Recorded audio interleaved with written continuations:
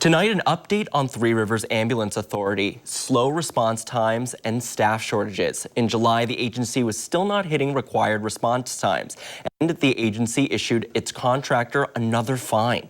Fox 55's Kelsey Mannix attended the TRAA board meeting tonight. She's live at TRAA offices with more. Kelsey, have there been any improvements in other areas?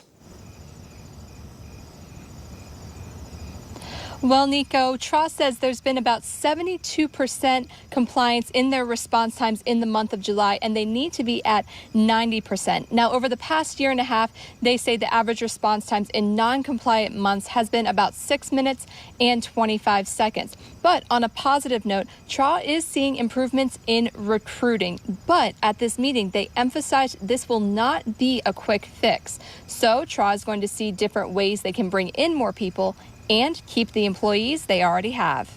Staff shortages continue to plague TRAA and emergency response teams around the country, and relief likely won't happen as soon as it's needed. It's going to take time. I don't want anyone to think that there is a quick fix for this.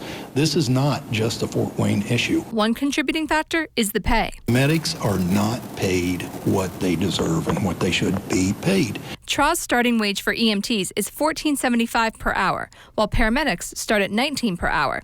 They've been heavily advertising and recruiting for these jobs, and now they have 13 people in training. Obviously, everybody in Indiana in this area is kind of competing over the same employee group, so we had to go a little broader, but it's exciting to see that that's working.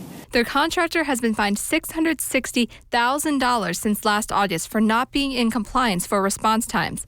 TRAA wants to use that money to reward its employees.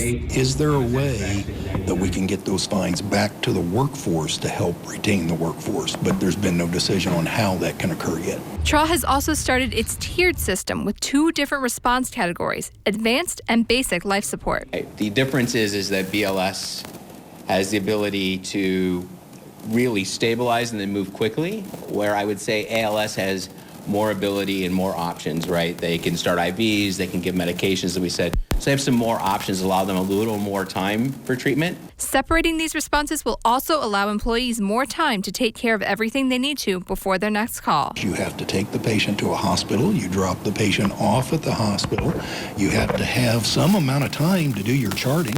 You have to document all of this stuff. And as we've reported before, Fort Wayne City Council has stepped in to try and help improve these response times. TRAA will be going back to City Council to provide an update at its meeting on Tuesday, September 7th. Fox 55 will bring you that story when the time comes. Reporting live in Fort Wayne, I'm Kelsey Mannix, Fox 55 News.